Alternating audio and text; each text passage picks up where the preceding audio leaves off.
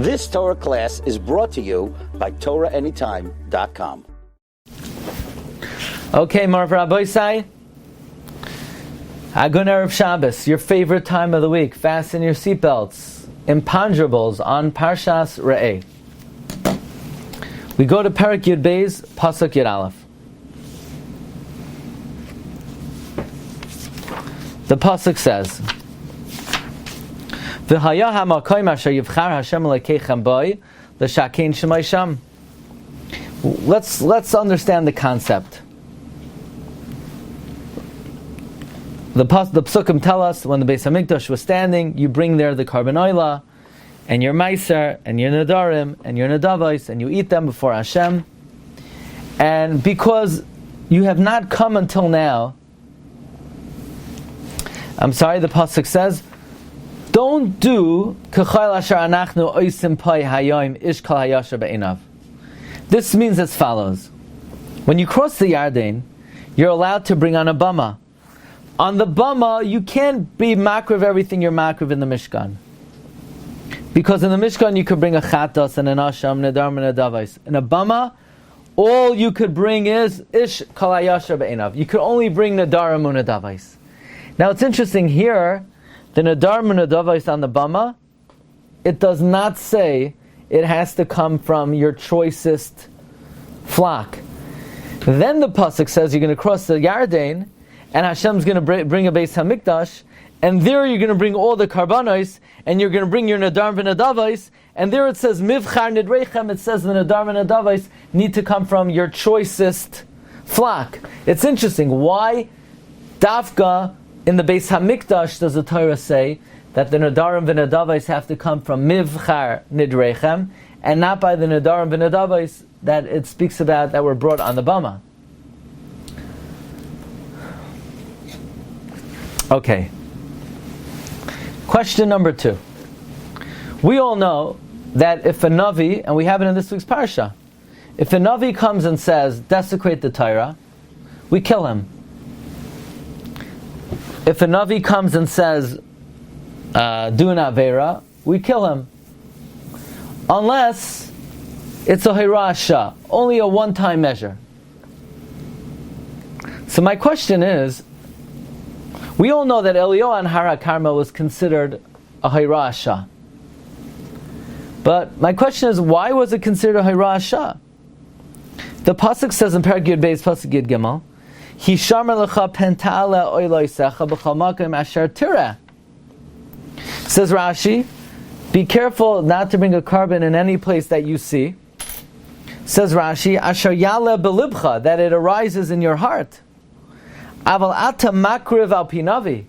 You could be makriv a carbon based on a navi. If a navi tells you to be makriv a carbon outside of the Beis HaMikdash, you could do that.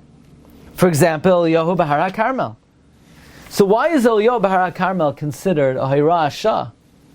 The pasuk itself makes an allowance that if a navi tells you to be makriv a carbon outside the Beis HaMikdash, you're allowed to. Next.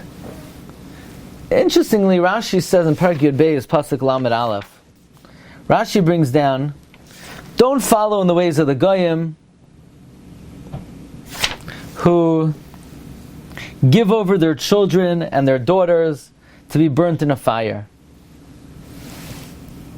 Or, Ki games b'neihem, Rashi says, or to give over their parents. And Rashi quotes Amar Rabbi Akiva, I saw a Gentile who tied up his father before a dog, and the dog ate his father.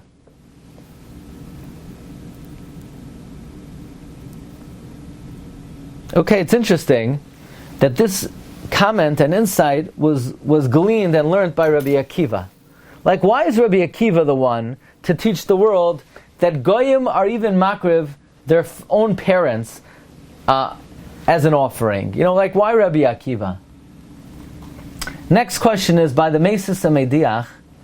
The pasuk says, don't listen to him when he begs you to be meichel him. Don't have mercy on him. I don't understand. Why does the pasuk need to say that? What would I think? I would think that you could have mercy on him.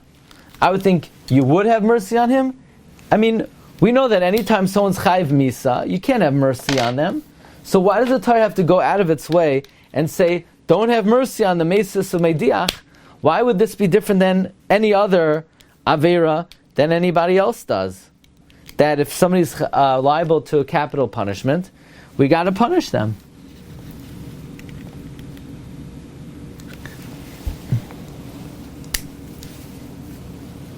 Parak Tezvav Pasuk Yadalad. We're talking about the mitzvah of Hanukkah.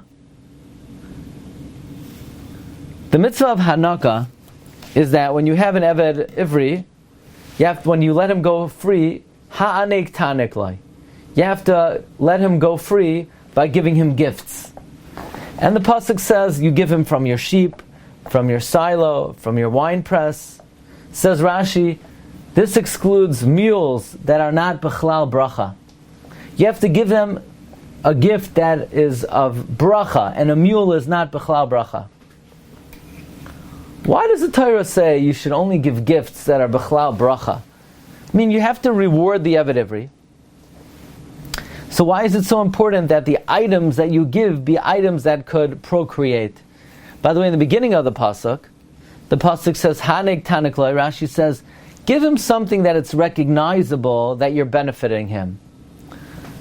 Again, what's this concept that it has to be recognizable? Rashi does say that the purpose of Hanukkah is to commemorate the Bizas Hayam and the Bizas Mitzrayim that Klal Yisrael took out of Mitzrayim.